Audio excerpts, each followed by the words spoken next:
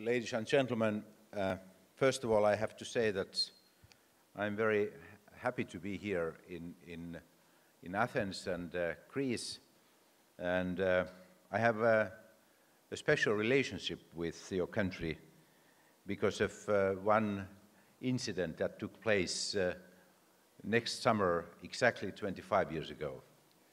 We spent Finnish midsummer on the island of Corfu, signing the Accession Treaty of Finland into the European Union. So it was a historical day, a historical moment for Finland, and I'm going to remember that event there at Corfu. I'm going to speak about a lot about economy, but not economy itself, but more about the background factors that have impact on economic development. I have been very impressed when reading what the chief economist of the Bank of England, Mr. Andy Haldane, has said about success factors. He has put a list of things which are necessary for rapid economic growth or good economic performance. It can be a country, it can be a company, big or small. All these factors are actually needed in order to make success stories. On his list, there are a lot of traditional factors like R&D spending, investment in education, and so on. But the last point on his list is quite often completely forgotten. And the word he's using is patience. If you want to be successful, you have to be patient. Sometimes it takes a lot of time to make radical changes, and that is something we have to keep in mind, both in the private sector, but especially in the public sector. When governments are doing changes, they have to understand that investments are not going to pay back next year or year after. We need even decades in order to get final results. Another important fundamental, in addition to need of patience, is the understanding what is the foundation of growth. Quite often we are looking at material resources. What is the wealth of nation, original wealth of nation, when starting to look at possibilities to get economic growth. But there are other examples as well, which are important to be kept in mind, especially in small countries. I count Finland in the group of small countries, but Greece as well. We are small countries. How small countries are able to make a difference. I'm spending almost every year, first weekend in September, in northern Italy, in Villa d'Este. Ambrosetti, Italian management company, organizes a conference, high-level global conference, every year in Villa d'Este. And one frequent participant until his death was Shimon Peres from Israel, former Minister for Foreign Affairs and Prime Minister and President of Israel. And last time he spoke there, it was only 2 weeks before he passed away. I was sitting next to him and I was listening his speech, and he started roughly like this. They ask me very often why Israel is doing so well, why you have been able to make prosperous country in those circumstances you are living in. My answer is, we are doing well because we did not have anything. We are doing well because we did not have anything.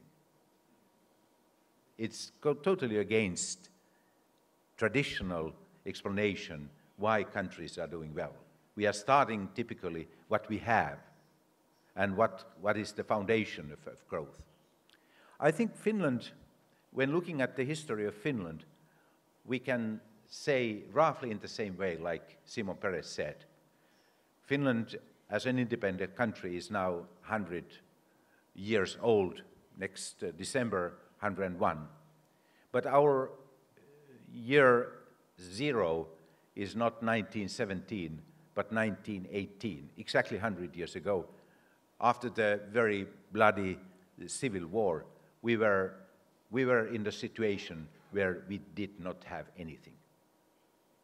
But if you look back the last century, and you are calculating, analyzing, which are the 4 best-performing countries according to their GDP growth rates in the world, Finland is among these 4. Other 3 are Singapore, Japan, and Norway. Together with these 3 countries, we were growing faster than any other country in the world last century. And if you ask why, how come it was possible, my answer is we did well because we did not have anything. We had to start from scratch, and we made 3 fundamental decisions in the early phase of our independence, immediately after the Civil War. The first one, we decided to create foundation of our legal system based on the rule of law. The idea that law is exactly the same for all and applications of the law will be similar in all people. That was fundamental decision in Finland. We had some other ideas as well after the Civil War, but finally we decided that we will take this rule of law principle, which we inherited from the period of time when we were part of Sweden. Russia, we were part of Russian Empire between 1809 and 1917. Russia did never have rule of law. But in spite of that part of history, when we were part of Russia, we were able to preserve our tradition of rule of law. And it was creating foundation for the future of independent Finland. Secondly, we decided to invest in social mobility. Finland was a poor country, extremely divided country, and we had huge social problems in the country after the Civil War 1918. What we decided to do, after a short period of hesitation, we decided we will invest in social reforms. The idea of these reforms was that we have to create a country which is a common objective for all who are living in Finland. And those reds and whites have to be united. That happened by making 3 kind of reforms. For the first, reconciliation. Only 10 months after the war, we had general elections, and the biggest party in that elections was, or biggest party after the election was Social Democratic Party which has been fighting on the red side. And 99% of people were eligible to take part in the elections. Secondly, all the prisoners of war were released within a short period of time. Only a few years after the war, all the prisoners were released. Secondly, we made radical land reform. We wanted to give own land for maximum number of people in Finland in order to guarantee that they have something to protect and to give them also opportunity for social development. And thirdly, 1921, 3 years after the war, we decided that we will have a common education system for all. Elementary education was opened for all children in the country. These 3 components were foundation for Finnish integration, internal integration. I attended one seminar in Helsinki last summer. I told that this integration story was tested in the 1930s in a way that when the Soviet Union attacked Finland in 1939, we had to decide, are we going to fight or not? And all Finns decided to fight. Mr. Carl Bildt, who is my good friend and colleague of mine from Sweden, Mr. Bildt was saying, Esko, Stalin united Finland. That is not true. Those reforms we made Finland a country to be protected. Everyone wanted to fight because they had something fighting for. And one result of these reforms was also the fact that Finland was among those few countries in Europe which were both democratic and independent in 1939. If you go from the north, from Finland to Greece, through these countries which were part of the Russian Empire until 1918, 1919, or part of the Hungarian, Austrian Empire, Austro-Hungarian Empire, and became independent after the First World War. There were maybe 12, 13 countries. Only one single of them was independent and democratic in 1939, and that was Finland. So what I'm trying to say is that foundation for social and economic development is made from fundamentals of the society. They are not made every day by guaranteeing economic growth perspectives, but they are made by fundamentals of the society. Ladies and gentlemen, what has happened since that? We made another radical change when industrial Finland has to be reformed again. Finland industrialized quite late after the Second World War in 1950s, 1960s, even early 70s. You remember that in the 1970s we had many kind of crises, both in Europe and globally. We had oil crisis, we had financial crisis as well, and also Finnish economy suffered a lot during the 1970s. We came to the conclusion in the country, we have to be able to move on. Industrialization has taken place, now it's time to invest for the future. And what we did, we decided that technology orientation is going to be the next big thing Finland has to do. If you ask me, what is foundation for good leadership? What kind of leaders are good leaders? My answer is very simple, and that's not based only on my experiences in politics, but in business as well. Good leaders do have a concept. Good leaders are leading by a concept.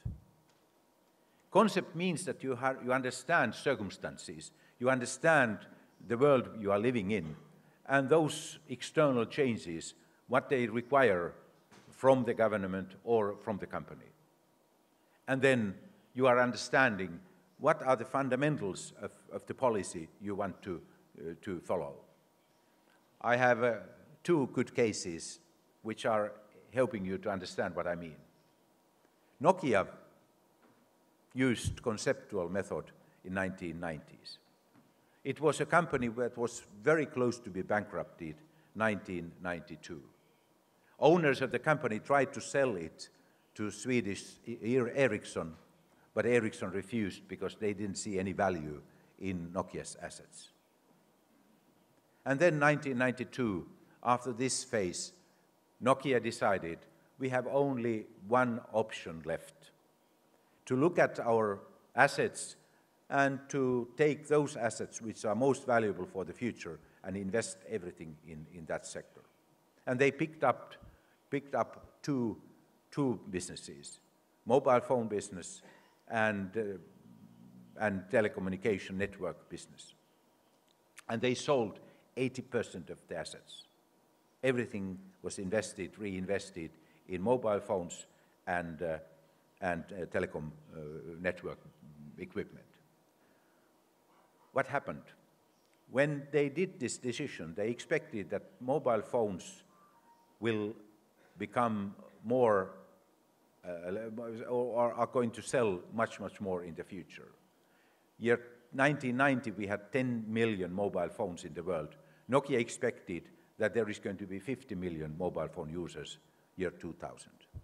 And they created a concept based on that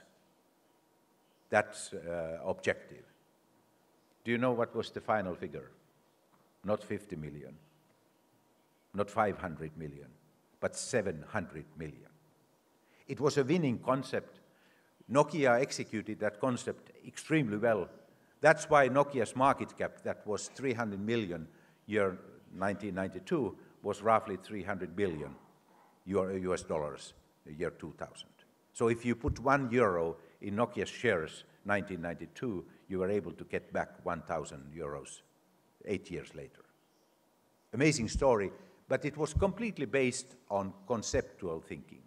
Nokia's leadership was able to understand that they had one option left, and that option was based on conceptual thinking. Another example is maybe even from historical perspective, even more remarkable, and that was made in China. When Deng Xiaoping started his reform program, 1978, what he was doing? He was saying, it doesn't matter what is the color of the cat as long as it catches mice. The idea was that communist system is able to integrate market economy into it. Very much conceptual idea that was executed extremely, extremely well. So what happened in Finland late 1970s, again, it was a conceptual change. We understood that this industrial concept we have followed after the war, it's over, story is over. We have to have a new concept. And that new concept was based on the idea that Finland should become technology leader in certain technologies. We have to invest in technological development in the future. And that's why, since 1980, we doubled our R&D investment from the level of 1% of GDP to the level of 2% within 10 years. We started doing institutional changes. Funding agency for R&D, National Funding Agency, was created in 1983. It got a lot of funding opportunities. It was assisting companies to make investments in future technologies. We opened the door for collaboration between business and universities and business. Universities played critical role when Finland was made high-tech country in 1980s and 1990s. Without universities, it had been completely impossible. And one fundamental factor was that we opened the door for collaboration between business and universities. It was good for business because business was able to get a lot of good ideas and innovations and skills and talents from universities.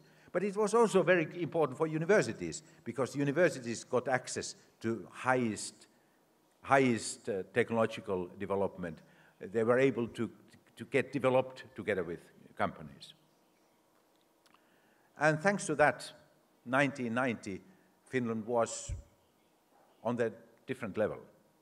But if you ask us, after 10 years, what is the benefit of those investments, this conceptual change? The answer had been, among ordinary citizens, the answer had been, we haven't seen anything yet. If you asked Finns 5 years later, after the crisis, early 1990s, if you asked them 1995, can you find any results of those investments we have made, this conceptual change we have made? All Finns, I'm quite confident, all Finns had been able to say, yes, that was the best investment we have ever made.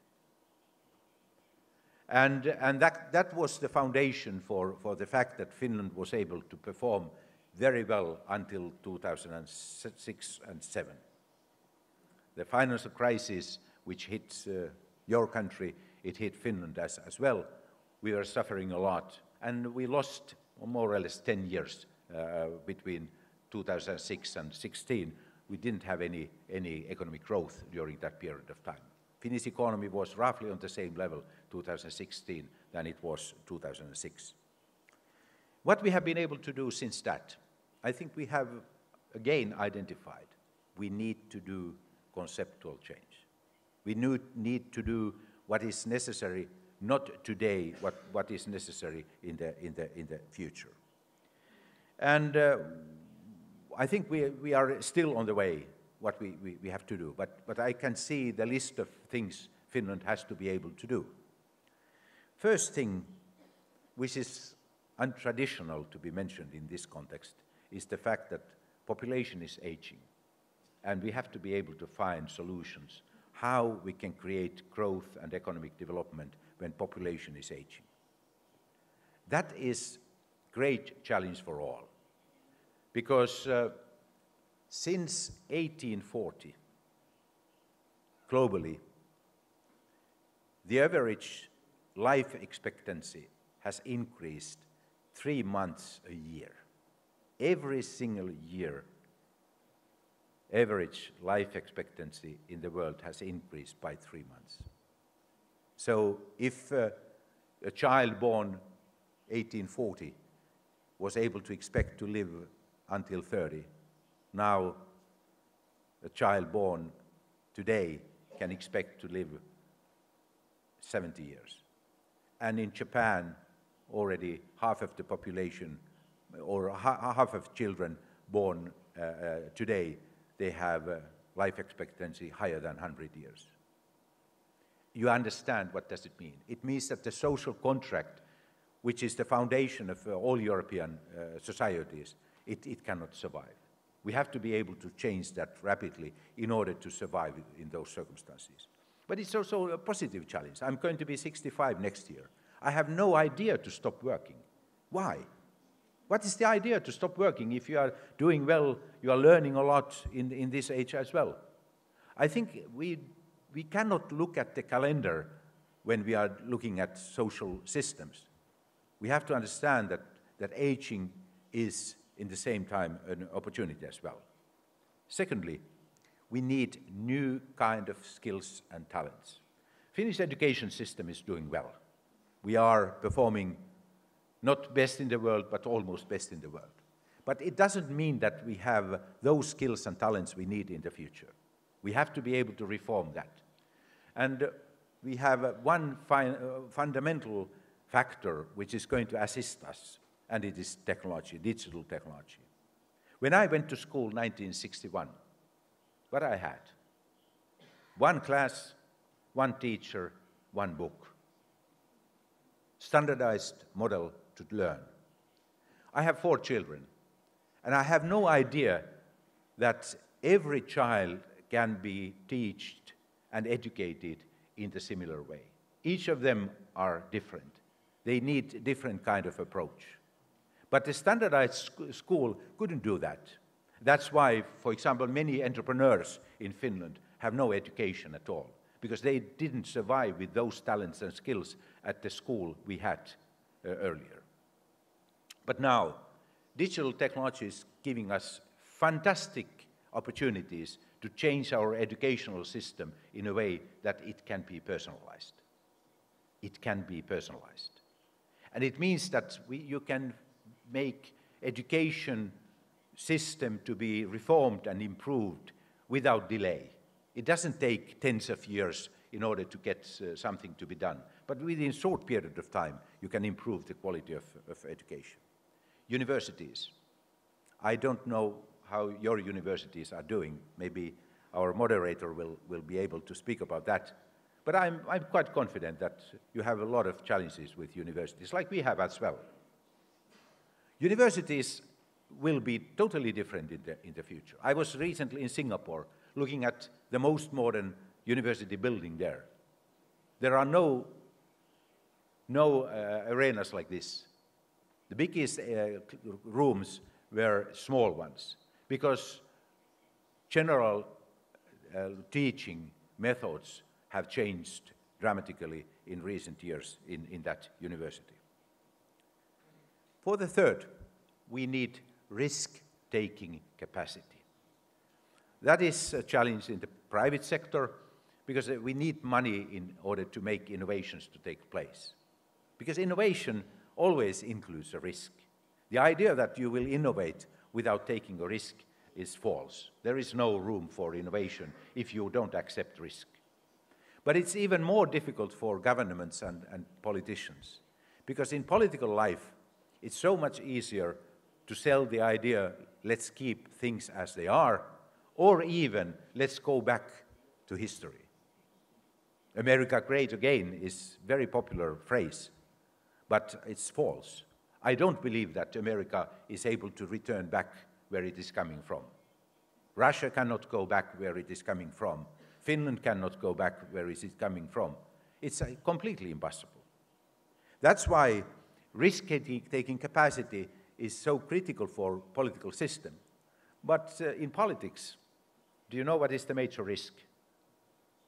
Not to be re-elected. But are you selecting politicians in order to be re-elected?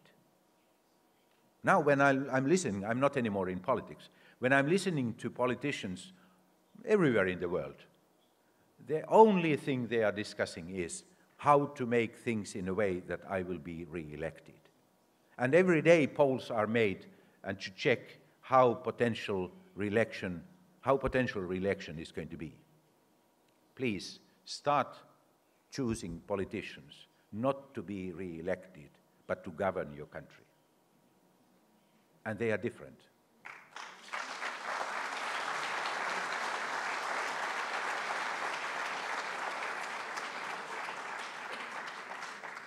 I have to say that I have also own experience of that fact.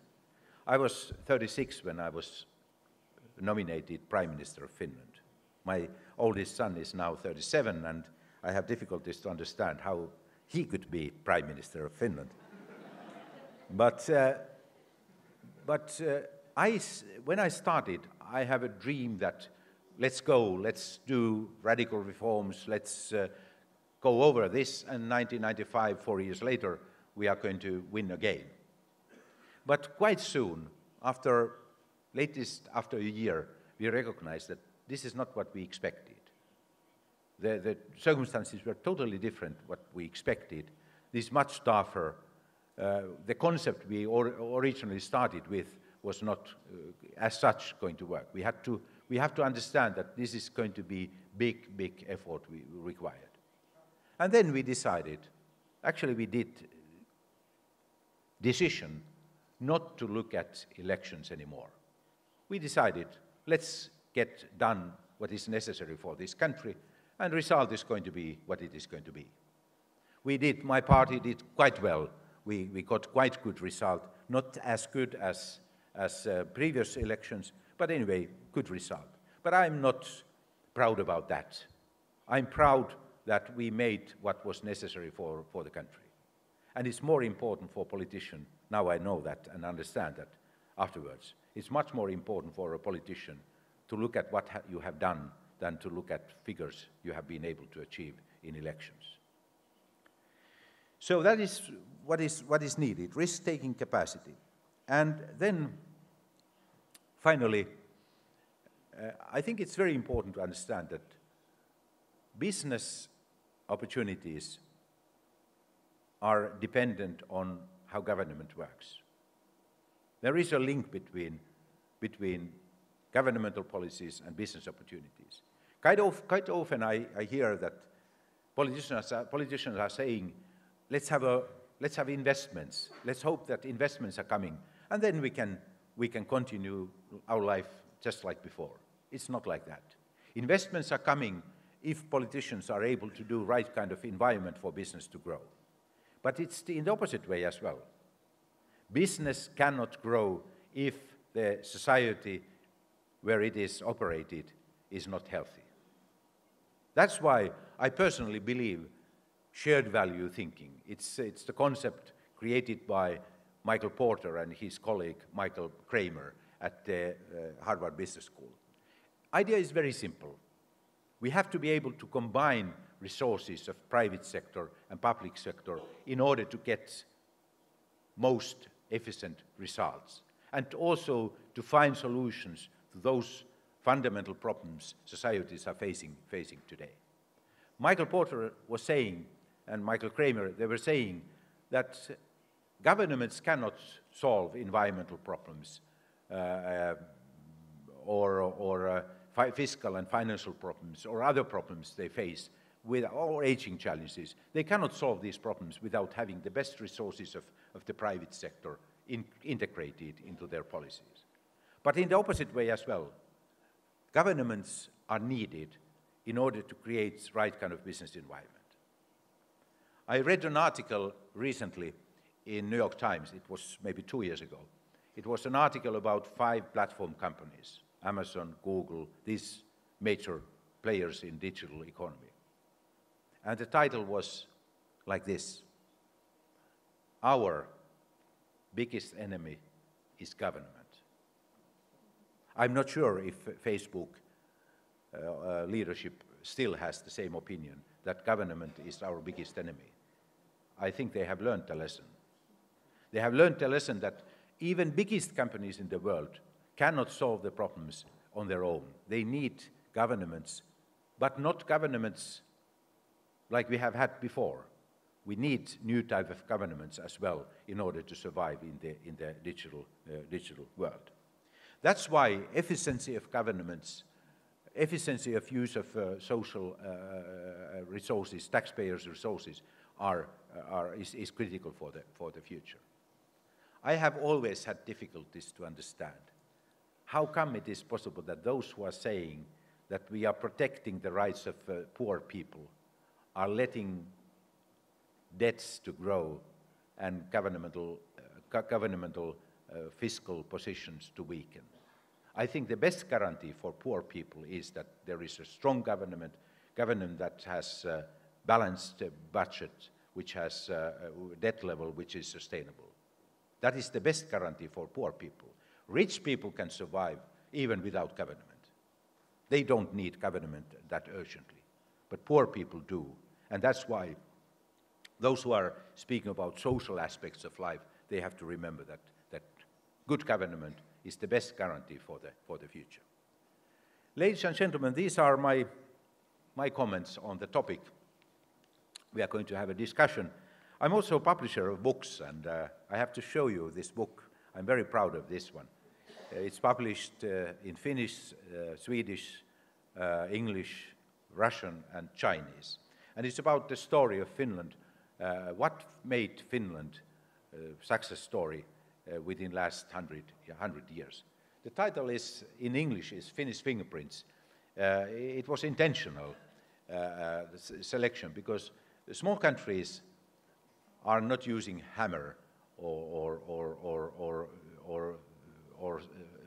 big tools to make their success. Small countries have to be clever. They have to be smart. And if small countries are doing well, they are getting fingerprints.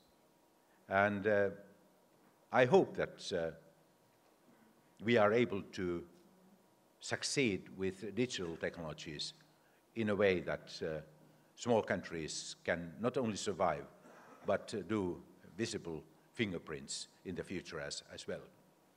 I started with a quote of Shimon Peres.